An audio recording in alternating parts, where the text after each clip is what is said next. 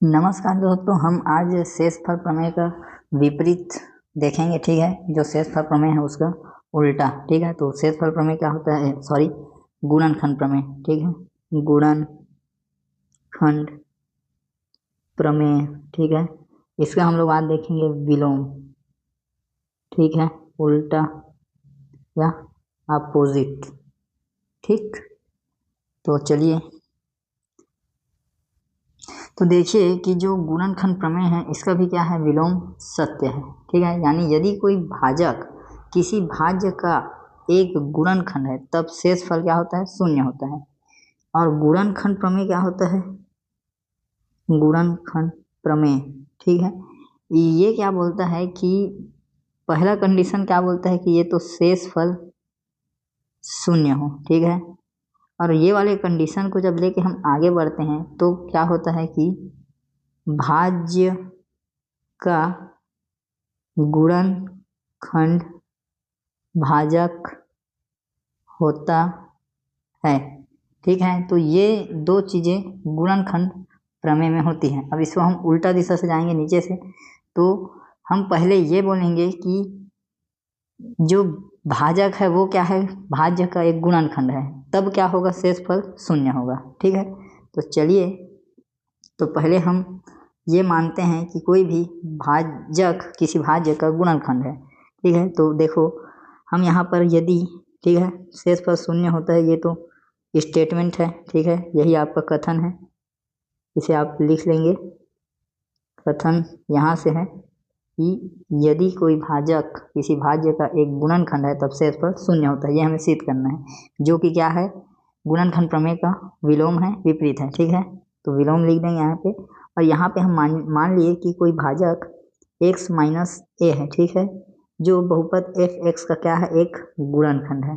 ठीक है, तो यहाँ पर हम भाजक इसको मान लिए, भाजक हम लोग मान लिए हैं x माइनस ए को, और भाज्य मान लिए हैं एफ एक्स को। ठीक है, और हम कह रहे हैं कि भाजक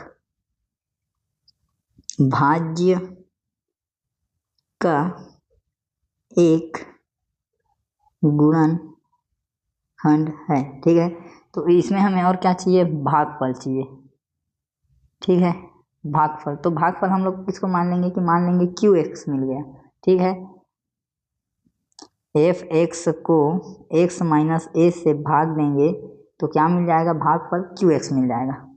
ठीक है, तो देखिए ये क्या है, ये भाजक है और वो किसको भाग करेगा, एफ एक्स को। ठीक है, तो हम मान लेंगे कि ये जो भाजक है वो एफ एक्स का क्या है, एक गुणनखंड है। ठीक है, अब गुणनखंड है ये तो पता चल गया। अब दूसरा हम ये बोलेंगे कि एक्स का कोई ऐसा मान है जो इसको क्या कर देगा, एक शून्यक है, मतलब इसके शेषफल को क्या करेगा, वो शून्य करेगा। तो वो मान क्या है, एक्स माइनस ए।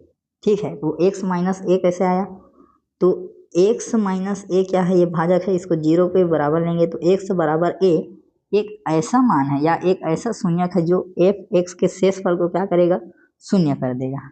ठीक है, तो ये दो कंडीशन हम लोग लेके चलेंगे। पहला कंडीशन हम लेंगे कि एक्स माइनस ए एक भाज्य है जो एफ एक्स का एक गुणनखंड है। दूसरा कंडीशन लेंगे कि एक्स बराबर ए एक शून्यक है किसका, एफ एक्स का।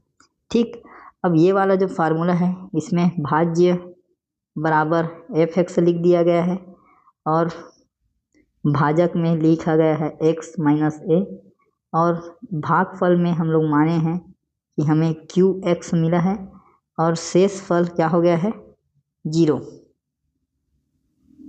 ठीक है, ये इस प्रकार से लिखा था, भाज्य बराबर भाजक गुणा भागफल धन रिमाइंडर मतलब शेषफल। ठीक है, और ये तीनों में फिर इस प्रकार से इसे लिखा गया है, ये है भाज्य और ये है भाजक और ये मिला भागफल और ये शेषफल, तो शेषफल जीरो हो गया, तो यही चीज़ बन जाएगा हमारे पास।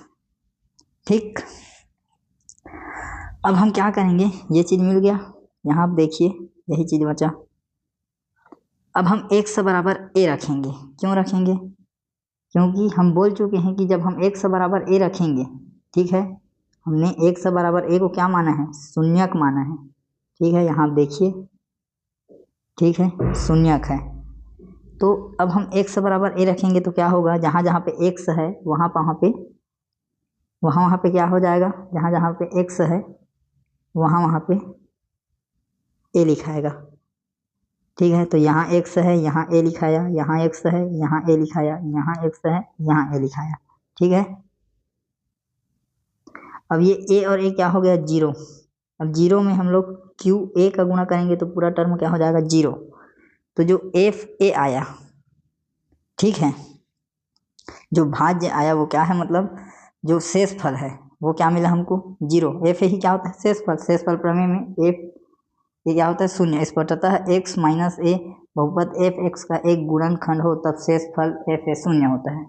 ठीक, ये एफ ए क्या होता है, एफ ए को हम लोग लिखते हैं आर के बराबर, किससे, शेषफल प्रमेय से। ठीक, जब x बराबर a हो और x माइनस a से एफ एक्स को भाग दिया जाए।